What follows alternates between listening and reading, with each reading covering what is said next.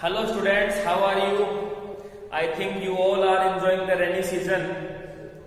कल जो है वो तीज का जो उत्सव था वो भी सबने बड़े ही हर्षोल्लास के साथ गवर्नमेंट की जो गाइडलाइन है उसको पूरा करते हुए मनाया होगा। आज अपन पुनः एक बार इकोनॉमिक्स पढ़ने के लिए यहाँ इस ऑनलाइन क्लास में मैं आपका स्वागत करता हूँ। अपना जो चैप्टर चल रहा था बहुत ही जिस टॉपिक पे अपन चर्चा कर रहे थे, आपने बार बार नाम सुना होगा डिमांड। तो मेरे टॉपिक का नाम था concept of demand. Concept of demand में मैंने आपको बताया था, जो प्रीवियस अपनी क्लास हुई थी उसमें मैंने आपको बताया था what is the meaning of demand. Demand का मीनिंग क्या होता है। सेकंड जो पॉइंट अपना डिस्कस हुआ था वो हुआ था types of demand, where we discuss the individual demand and market demand. Third जो अपना टॉपिक उसमें डिस्कस हुआ था that is the demand curve, है ना। डिमांड कर्व मैंने बताया था कि मार्केट डिमांड और इंडिविजुअल डिमांड को ग्राफ पे जब इंडिकेट करते हैं तो उससे जो कर्व बनता है that is known as demand curve. उसके बाद में मैंने आपको बताया था रूल ऑफ डिमांड, बहुत बार एग्जाम में आया हुआ क्वेश्चन है rule of demand. If other factor will remain same then price will increase then demand will decrease and price will decrease then demand will increase. यानी demand and price have inverse relationship between each other, यानी कि demand और price का कैसा relationship होता है, inverse relationship होता है एक दूसरे के साथ में। Today we will discuss about the two new points of this chapter and these are very important for you and also the board exam. And today's our first topic is determinants of demand. Determinants of demand, देखिए determinants का मतलब होता है निर्धारित करने वाले घटक। क्या मतलब होता है, निर्धारित करने वाले घटक। कौन सी ऐसी चीजें हैं जो डिमांड को निर्धारित करती है या प्रभावित करती है, कौन सी ऐसी चीजें हैं जो डिमांड पर इफेक्ट डाल सकती हैं। तो मेनली मैंने यहाँ पर 5 चीजें आपके लिए रखी है, उनको मैं बता रहा हूं। पॉइंट्स आप समझेंगे, फिर अपनी लैंग्वेज में आप उसको किसी भी तरीके से लिख सकते हो, आपको पूरे नंबर मिलेंगे। जैसे फर्स्ट पॉइंट है अपना प्राइस ऑफ कमोडिटी। इसके बारे में डिस्कस करने की जरूरत नहीं है, आप सब जानते हैं जिस कमोडिटी का प्राइस ज्यादा होगा उसकी डिमांड कम होगी और जिस कमोडिटी का प्राइस कम होगा उसकी डिमांड क्या होगी, ज्यादा होगी। आपके बात समझ में आ रहा है क्या बताया मैंने आपको। क्या कार की उतनी डिमांड है जितनी आलू की है ना। आलू तो हम रोज खाते हैं, या एसेंशियल गुड्स भी अपन उसको बोल सकते हैं। तो जिस चीज की प्राइस कम होती है ना, किसी भी चीज की अगर प्राइस कम है तो उसकी डिमांड क्या होती है, जनरली ज्यादा होती है। और जिस चीज की प्राइस ज्यादा होती है बहुत, उसकी जो डिमांड होती है वो जनरली क्या होती है, कम होती है। सोने की डिमांड कम रहती है, ठीक है। उसके मुकाबले जो कम प्राइस वाली चीजें होती है उसकी डिमांड जो है वो क्या रहती है, ज्यादा रहती है, ठीक है। तो प्राइस ऑफ डिमांड यानी किसी भी चीज की जो कीमत होती है ना, प्राइस होती है, वो किसको इफेक्ट कर सकती है, डिमांड को इफेक्ट कर सकती है। या अपन ये भी बोल सकते हैं कि प्राइस बढ़ने पर डिमांड कम हो जाती है और प्राइस कम होने पर डिमांड बढ़ जाती है, ठीक है। दूसरा है इनकम ऑफ कंज्यूमर। ये बहुत इजी सा है, इनकम ऑफ कंज्यूमर। इसमें आपको ये लिखना है if the income of consumer will increase then demand will increase. अगर कंज्यूमर की इनकम बढ़ेगी तो डिमांड भी बढ़ेगी। If income of consumer will decrease then demand will decrease, तो डिमांड भी डिक्रीज हो जाएगी। एक छोटा सा एग्जांपल मैं आपको देता हूं। सपोज मैं एक कंज्यूमर हूं, मेरी इनकम 50,000 रुपए महीने की है। अब मान लीजिए कि मेरी जो इनकम है वो 50,000 से बढ़कर 1 लाख रुपए हो गई या 2 लाख रुपए हो गई, तो अपने आप मेरे द्वारा जो उपयोग में लाई जाने वाली चीजें उनकी डिमांड क्या होगी, बढ़ जाएगी। उनकी डिमांड क्या होगी, बढ़ जाएगी। लेकिन अगर अपनी इनकम कम हो गई, अगर अपनी इनकम क्या हो गई, कम हो गई, तो जो चीजें अपन यूज में ले रहे हैं उनकी डिमांड भी क्या हो जाएगी, कम हो जाएगी। तो एक सिंपल सा हो गया कि कंज्यूमर की जो इनकम होती है ना, वो भी किसको इफेक्ट कर सकती है, वो भी डिमांड को इफेक्ट कर सकती है। अगर इनकम बढ़ती है तो जनरली डिमांड आप देखते हैं बढ़ जाती है और इनकम कम होने पर डिमांड भी कम हो जाती है। अगला है अदर रिलेटेड कमोडिटीज। इनको अपन बोलते हैं सब्स्टिट्यूट गुड्स। कई बार बोर्ड एग्जाम में 1 नंबर के लिए आया वो भी है।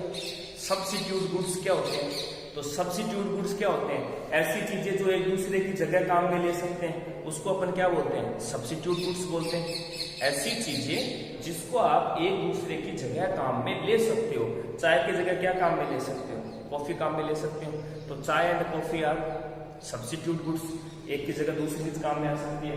तो सब्स्टिट्यूट गुड्स की जो प्राइस होती है ना, वो भी किसको इफेक्ट कर सकती है? डिमांड को इफेक्ट कर सकती है। एक एग्जांपल आपके लिए लिखता हूं, परीक्षा में आया हुआ क्वेश्चन है। मान लीजिए मैं आपको बोलूं टी, चाय, है ना, चाय की कीमत है 100 रुपए पर केजी। अब एक मेरा क्वेश्चन आपसे है, चाय की कीमत 100 रुपए पर केजी है। मान लीजिए कि चाय की जो कीमत है वो 150 रुपए पर केजी होगी, तो कॉफी की डिमांड पे क्या असर आएगा? बताइए, देखिए सोचिए दिमाग में कि भाई अगर चाय की कीमत 100 से बढ़कर 150 रुपए हो गई 1 किलो की, तो कॉफी की डिमांड पर क्या असर आएगा? मैं आपको बताऊं कि कॉफी की डिमांड बढ़ जाएगी। क्यों बढ़ गई? क्योंकि लोग चाय को छोड़ देंगे और क्या पीने लग जाएंगे? कॉफी पीने लग जाएंगे। तो चाय की कीमत बढ़ गई ना। तो इसका मतलब ये हुआ कि सब्स्टिट्यूट गुड्स का जो प्राइस होता है, सब्स्टिट्यूट गुड्स का जो प्राइस होता है ना, वो भी किसको इफेक्ट कर सकता है? डिमांड को इफेक्ट कर सकता है। आपने, मैंने क्या बताया कि अगर चाय की कीमत बढ़ गई तो कॉफी की डिमांड क्या हो जाएगी? बढ़ जाएगी, की डिमांड जो बढ़ जाएगी। तो आप इसमें इतना लिख देंगे कि जो प्राइस होती है सब्स्टिट्यूट गुड्स की या रिलेटेड गुड्स की, वो भी डिमांड को इफेक्ट कर सकती है। ठीक है। चौथा पॉइंट है कंज्यूमर्स टेस्ट चॉइस। आप सबको पता है कि कंज्यूमर का जो टेस्ट होता है, जो चॉइस होती है, वो टाइम के अकॉर्डिंग क्या होती रहती है? बदलती रहती है। टाइम के अकॉर्डिंग क्या होती रहती है? बदलती रहती है। आज के 25 साल पहले, 30 साल पहले जींस पैंट की डिमांड थोड़ी थी, नहीं थी, कोई ज्यादा नहीं पहनता था। आज है। क्या हुआ? लोगों की चॉइस और टेस्ट जो है वो क्या हो गए? बदल गए। तो जैसे जैसे चॉइस और टेस्ट बदलते हैं, वैसे वैसे डिमांड में भी, किसी चीज की डिमांड में भी क्या आ जाता है? फर्क आ जाता है। आगे बात में चॉइस और टेस्ट में फर्क आता है। अगला है फ्यूचर एक्सपेक्टेशन ऑफ प्राइस। कई बार क्या होता है कि अपन ये सोचते हैं कि उस चीज की प्राइस फ्यूचर में बढ़ जाएगी, तो वो चीज अपन ज्यादा खरीदते हैं। जैसे मान लीजिए आज मान लीजिए शुगर 40 रुपए केजी है। आप बाजार में शुगर लाने गए, आपको ये पता चला कि शुगर की जो कीमत आज 40 है, लेकिन कल या परसों में इसकी कीमत 50 रुपए किलो हो जाएगी। तो आप क्या करेंगे? आप ये करेंगे कि अगर आपको 1 केजी शुगर खरीदना था, तो उसकी जगह पर आप 5 किलो खरीद लेंगे। ठीक है। तो देखो डिमांड बढ़ गई ना, कि अगर फ्यूचर एक्सपेक्टेशन है कि अपनी प्राइस जो है वो इंक्रीज होगी फ्यूचर में, कुछ ही समय में, अगले कुछ टाइम में, तो उस चीज की डिमांड भी क्या हो जाती है? बढ़ जाती है। ऐसा जनरली पेट्रोल और डीजल के साथ होता है। जनरली जब लोग पेट्रोल और डीजल लेने पेट्रोल पंप पर जाते हैं और मान लीजिए उनको पता होता है कि आज पेट्रोल की या कल पेट्रोल की या डीजल की जो कीमत है वो क्या होने वाली है? बढ़ने वाली है। तो लोग क्या करते हैं? लोग उस टाइम पर ज्यादा पेट्रोल और डीजल डलवा लेते हैं। तो पेट्रोल डीजल डिमांड जो है उस टाइम के लिए बढ़ जाती है। तो सिंपली 5 पॉइंट्स आपको याद करने हैं। थ्योरी के नोट्स में आपको दे दूंगा जब भी मैं बना रहा हूं, तो उसके हिसाब से आप उसको लिख लेना। समझ में अगर आपके आ गया तो फिर कोई दिक्कत नहीं है कि आराम से आप अपनी लैंग्वेज में भी लिख सकते हैं। भाई प्राइस ऑफ कमोडिटी आपको समझ में आ गया? किसी चीज की प्राइस बढ़ने पर डिमांड कम होती है, जो रूल है वो। इनकम ऑफ कंज्यूमर, अगर कंज्यूमर की इनकम बढ़ेगी, income of consumer will increase and demand will increase, और डिक्रीज होने पर डिक्रीज हो जाएगा। रिलेटेड गुड्स का अगर प्राइस बढ़ गया तो उसकी डिमांड भी क्या होगी? बढ़ जाएगी। सब्सिट्यूट की प्राइस जो है, मैंने एक एग्जांपल दिया टी और कॉफी का, वो आपको समझ में आ गया होगा। कस्टमर के चॉइस और टेस्ट के अकॉर्डिंग भी डिमांड पे क्या आता है? इफेक्ट आता है। जींस पैंट की डिमांड आज बहुत है, लेकिन उस जमाने में, आज से 20 साल 25 साल पहले डिमांड नहीं थी। रीजन क्या था? उस जमाने में टेस्ट और चॉइस जो थे वो कुछ अलग थे। फ्यूचर एक्सपेक्टेशन ऑफ प्राइस, अगर फ्यूचर में अपन को एक्सपेक्ट है कि किसी चीज की प्राइस जो है वो बढ़ेगी, तो उसकी डिमांड भी अचानक से क्या होगी? बढ़ जाएगी। तो these 5 factors are effect the demand of a consumer. ये 5 फैक्टर है जो डिमांड को इफेक्ट करते हैं। ठीक है।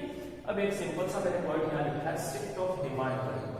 देखिए शिफ्ट ऑफ डिमांड कर्व में एक सिंपल सा रूल मैं आपको बता रहा हूँ। 2 डायग्राम आपको सीखने हैं कि अगर डिमांड इंक्रीज होती है तो जो डिमांड कर्व होता है that will shift upper side, और अगर डिमांड डिक्रीज होती है then demand curve will decrease lower side. कैसे? देखो,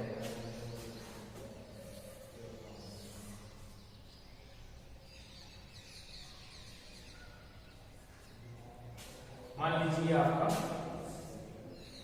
डीडी है, डीडी का मतलब डिमांड कर्व। किसी भी रीजन की वजह से अगर आपकी डिमांड इंक्रीज हो गई, किसी भी रीजन में आपको प्राइस को छोड़ देना है ना, एक्सक्लूडिंग प्राइस, क्योंकि डिमांड को इफेक्ट करने वाली बहुत सारी चीजें हैं। सब्स्टिट्यूट गुड की प्राइस भी करती है, कंज्यूमर की इनकम भी करती है।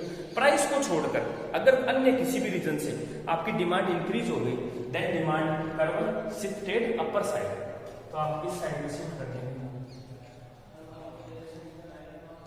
यहां हम लिख देंगे इंक्रीज ऑफ डिमांड। तो इससे सरल तो कुछ डायग्राम हो नहीं सकता। अब आपको अगर यही पता नहीं है कि डिमांड बढ़ने पर डिमांड ऊपर जाती है नीचे, तो उसका कोई इलाज नहीं है। अगर प्राइस को छोड़कर किसी भी रीजन से डिमांड बढ़ी